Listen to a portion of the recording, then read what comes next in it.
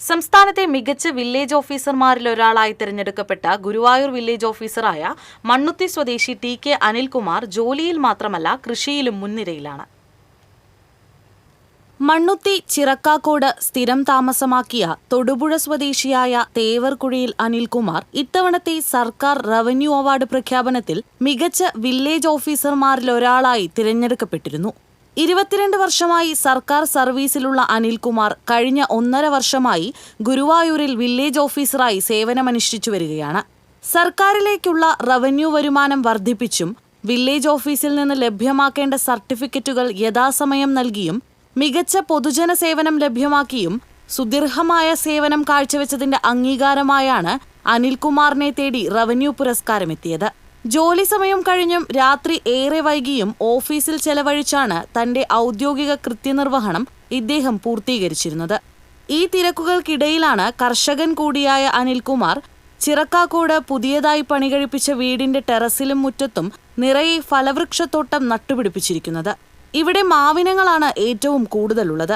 അപൂർവ നാടൻ മാവിനങ്ങളായ ചക്കരക്കുട്ടി, കോശ്ശേരി, വെള്ളരിമാവ്, കോട്ടപ്പറമ്പൻ, കുറ്റ്യാട്ടൂർ തുടങ്ങി തായ്ലൻഡിൽ നിന്നുള്ള നാംഡോക്, മൈ, യൂഹാൻ, ജാംബോ റെഡ്, റെഡ് കർപ്പൂരം, സൂപ്പർ ക്യൂൻ, ചില്ലി മാവ് തുടങ്ങിയ സ്വദേശിയും വിദേശിയുമായ മാവുകളുടെ 100-ലധികം വെറൈറ്റികളാണ് അനിൽകുമാർ നട്ടുപരിപാലിച്ചു പോരുന്നത്.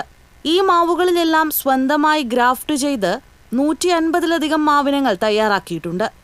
കൂടാതെ വിവിധതരം പ്ലാവ്, 15-ലധികം വെറൈറ്റി ചാമ്പ, 10-ലധികം വെറൈറ്റി റംബൂട്ടാൻ, വിവിധ തരത്തിലുള്ള പേരകൾ, vanilla, pear apple, dragon, mangosteen, ബുഹാനിയ ചെടി, മുന്തിരി, ജാവോട്ടിക്കാവ എന്ന ബ്രസീലിയൻ മരമുന്തിരി, അഭിയു, മൂസമ്പി, ഓറഞ്ച്, മൾബറി, മധുരലൂവി, വിവിധയിനം കുരുമുളക് ചെടികൾ, വിവിധതരം പൈനാപ്പിൾ, ഞാവൽ, അമ്പഴങ്ങ, ആസാം ലെമൺ, നാരകം, കോക്കനട്ട് മാംഗോ, റംബൂട്ടാൻ, വിവിധതരം ജാതികൾ, വെറൈറ്റി കരിമ്പ്, മുട്ടിപ്പഴം, ചട്ടിയിൽ നട്ടുവളർത്തിയ തെങ്ങ് തുടങ്ങി അത്യപൂർവങ്ങളായ പല ഫലവൃക്ഷലതാദികളുടെയും അമൂല്യശേഖരം കൂടിയാണ് അനിൽകുമാറിന്റെ 9 സെന്റ് വരുന്ന ഈ പുരയിടത്തിൽ നട്ടുപരിപാലിച്ചു വരുന്നത്.